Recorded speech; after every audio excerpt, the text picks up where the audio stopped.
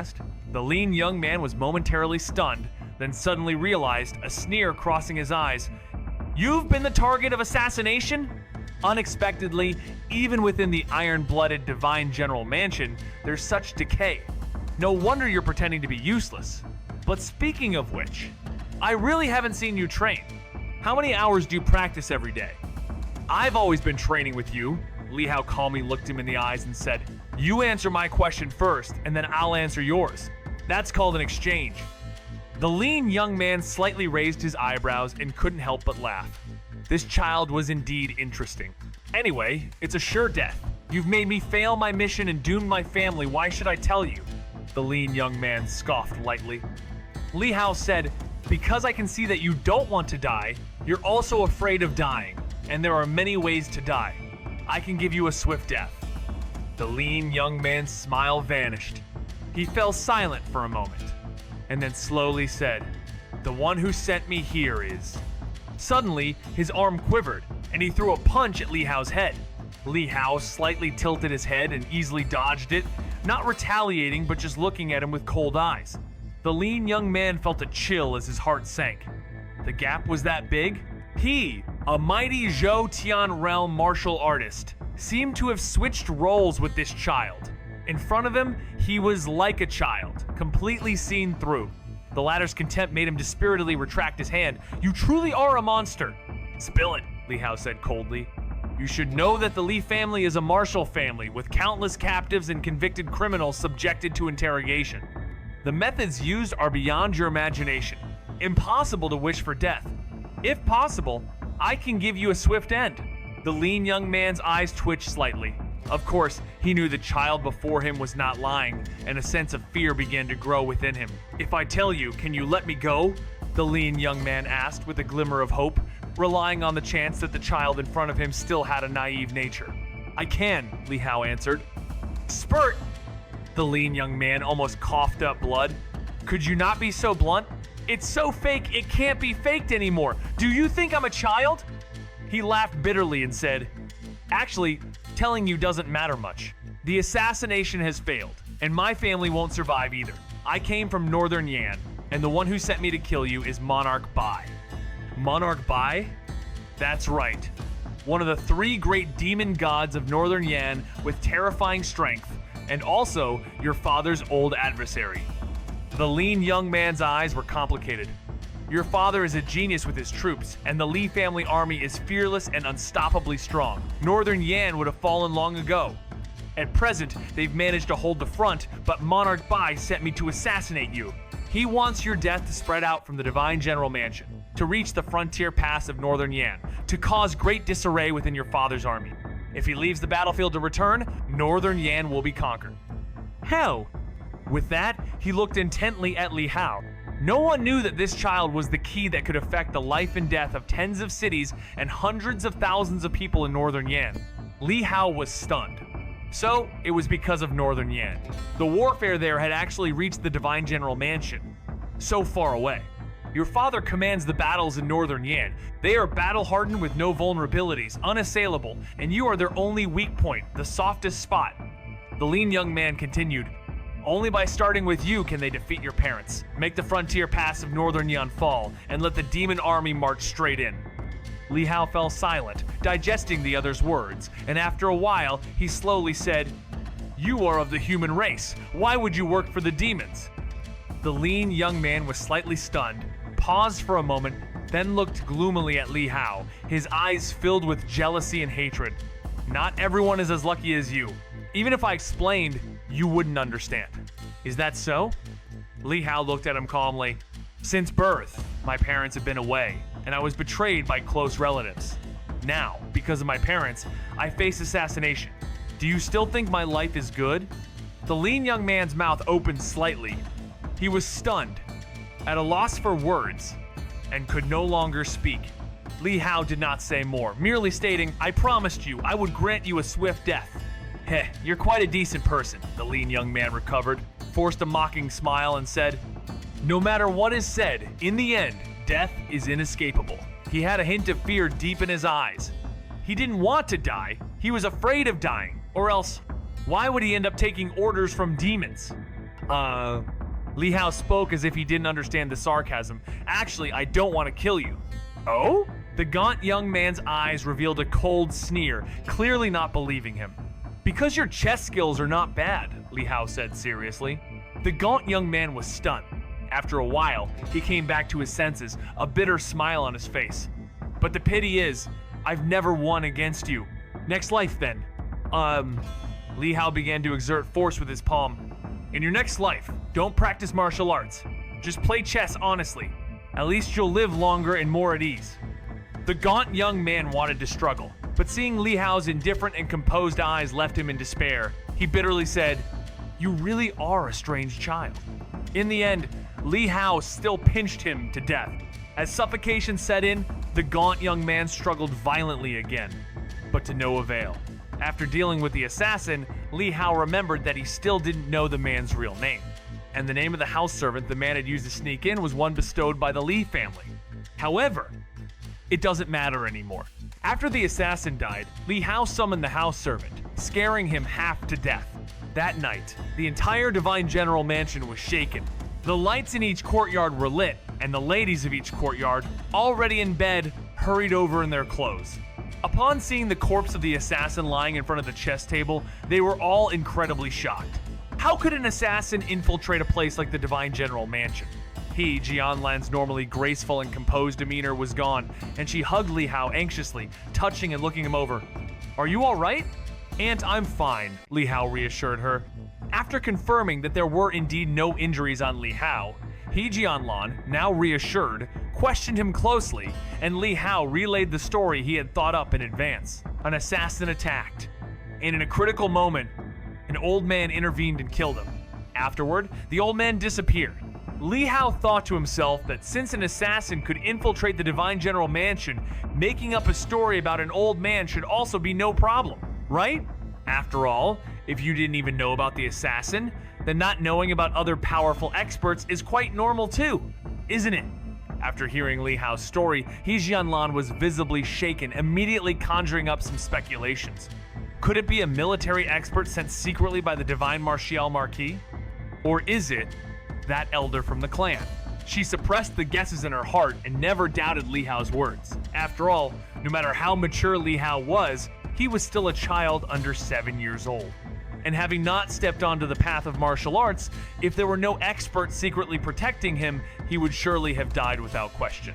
He, Jianlan, then asked Shuijian to take Li Hao and the little girl beyond Rushu to rest at the Eternal Spring Court first, to recover from the shock.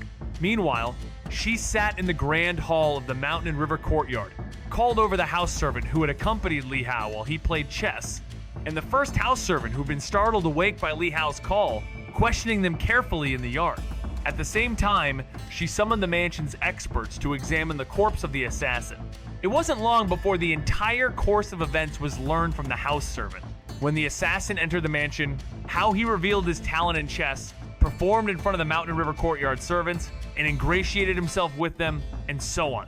Clearly, the other party had gathered information about Li Hao, deliberately approaching him by playing chess, with everything leaving traces to follow. Later in the night, the examination results of the corpse were also out. The assassin was astonishingly at the Zhoutian realm, roughly between the 3rd and 4th levels. This level of cultivation, thrown out into the world, would be considered quite decent for a knight-errant, capable of upholding justice in Jianghu and gaining a bit of fame. However, in the Divine General Mansion, where powerful individuals abounded, it would be a very ordinary existence. Nevertheless, to kill a 6-year-old child, this level of cultivation was more than enough, even like using a cleaver to kill a mosquito, excessively overkill. Moreover, the assassin had consumed some kind of special pill that sealed his own sense of chi, which is why no one had detected him. Hearing this result, the ladies of the courtyards all felt chills of fear in waves. If the target of the assassin had not been Li Hao but their own children, they would undoubtedly have faced certain death. The sudden rise of a Zhoutian realm killer beside a child was terrifying. Lu Yue Rong, upon hearing the results of the examination, slowly let go of the slight suspicion and speculation that had crossed her mind. Even if Li Hao's divine blood had not been ruined, it was not possible for him to kill the assassin on his own. It seemed that the couple, although stationed at the frontier pass, had made thorough preparations for their son. Realizing this, she felt secretly apprehensive. The matter of her drugging should have gone unnoticed since it took place in the Shuihua courtyard, and she also had formidable experts in her own courtyard at the northern Yan border, Yuan Yue City. Inside the city, the skies were filled with distress and dullness, while outside the city, the ground was scarred and pitted.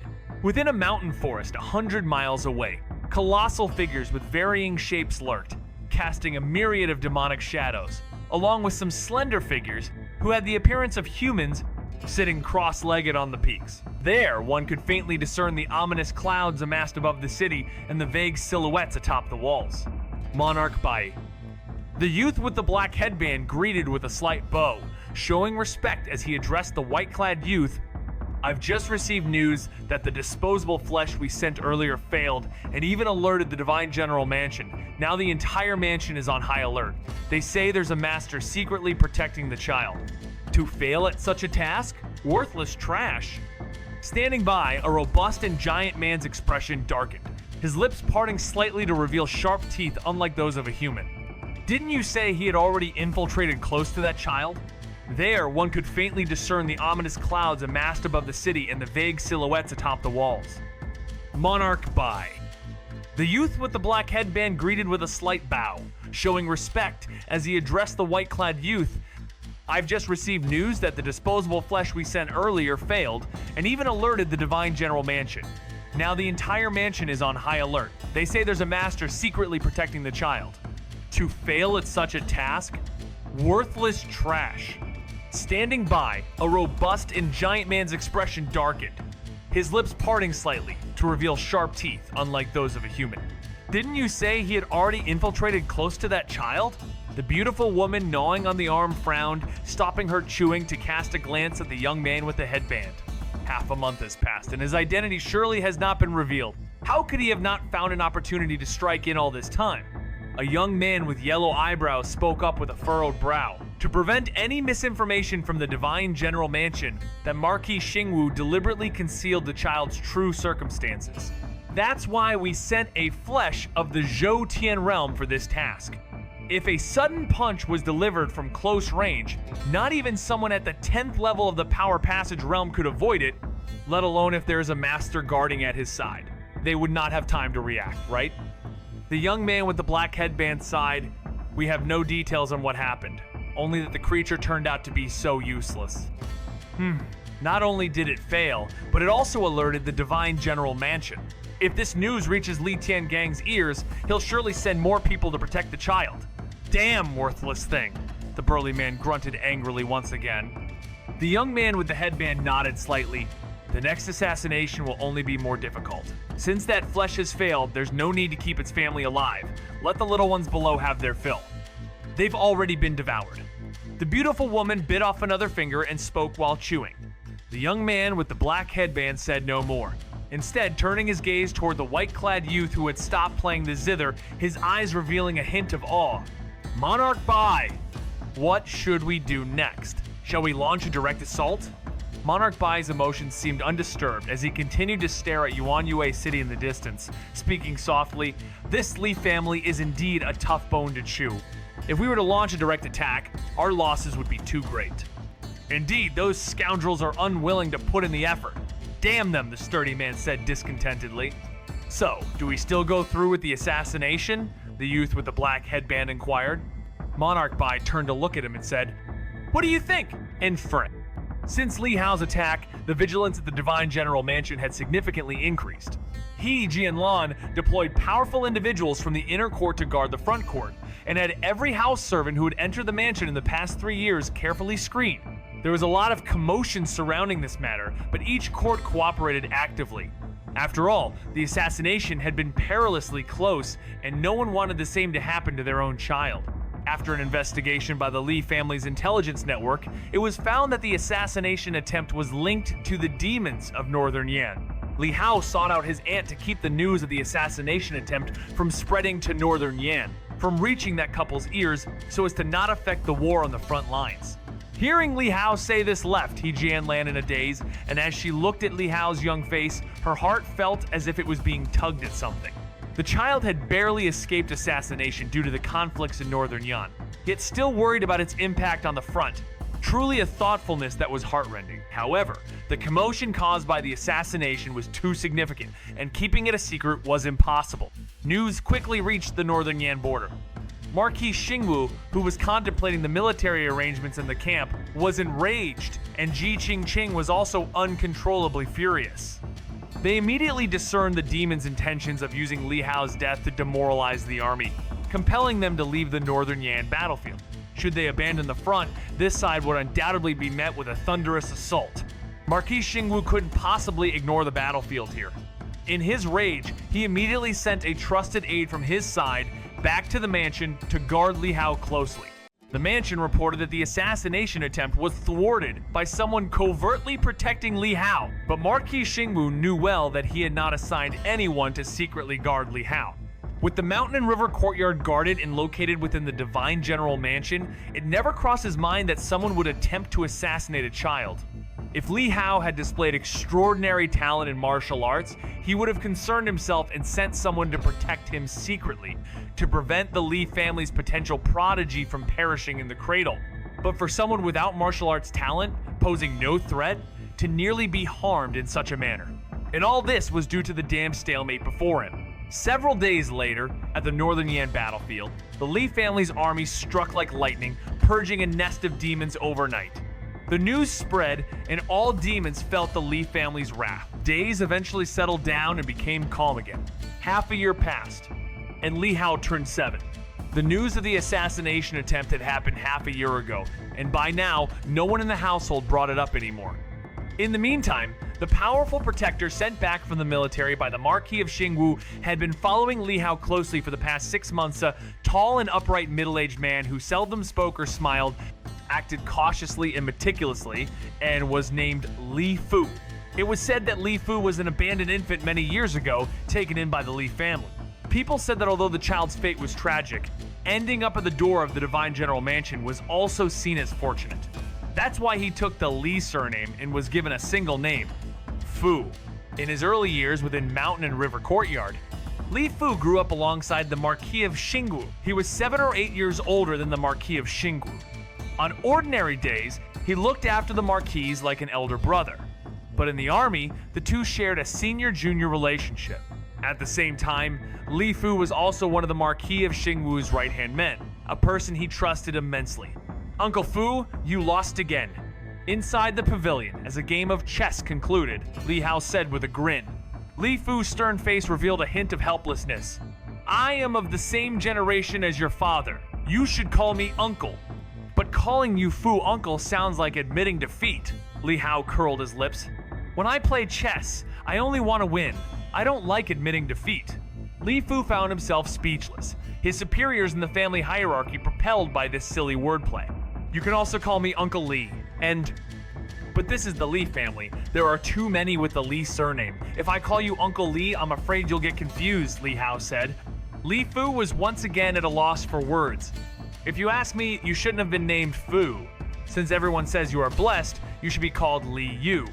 Li Hao said earnestly, "Look, the name Li. You sound so nice. You have. It's as if you have everything, corresponding to perfection." Li Fu felt an urge to knock on the boy's little head. Unlike the Marquis of Xingwu's by-the-book nature, this son of his was slick and smooth-talking. "Stop talking nonsense. If your father were here, he would certainly spank you for being disrespectful," Li Fu scolded with a stern face. "But he isn't here," Li Hao casually remarked. Li Fu wanted to discipline him a bit to prevent him from becoming increasingly unruly, but this indifferent comment made his heart tremble. When the Marquis of Xingwu went on a campaign back then, he had also been by his side and naturally knew that this year Li Hao was 7, and so the Lord had been in Northern Yan for 7 years. The situation in Northern Yan made it difficult for Ji Qingqing, who initially accompanied him with the intention of swift victory, to leave. She couldn't neglect her husband's danger. The child before him had been without his parents' company for 7 years. It must have been hard, right? Li Fu felt a pang of sympathy and his heart softened. He sighed, "Your father has his difficulties too. Don't blame him." I never blamed him, Li Hao said seriously. Li Fu looked into his eyes, his heart warmed slightly, feeling somewhat gratified. You're very sensible. Sensible? Li Hao cracked a smile. Just then, a half-grown figure returned to Mountain and River Courtyard. Li Hao turned to look and saw Bian Wuxia coming back from practice at the martial arts training ground. The little girl had now turned into a young lady. Her tender face couldn't hide her beauty. Why are you back so early today? Are you hungry? Li Hao called out with a smile. Upon seeing Li Hao, Bian Wuxia walked over with her sword in arms, her expression somewhat sullen. I'm not hungry, she muttered. What? Did someone upset you? Li Hao teased. Bian Wuxia clenched her teeth slightly, turned her little face away, and did not speak.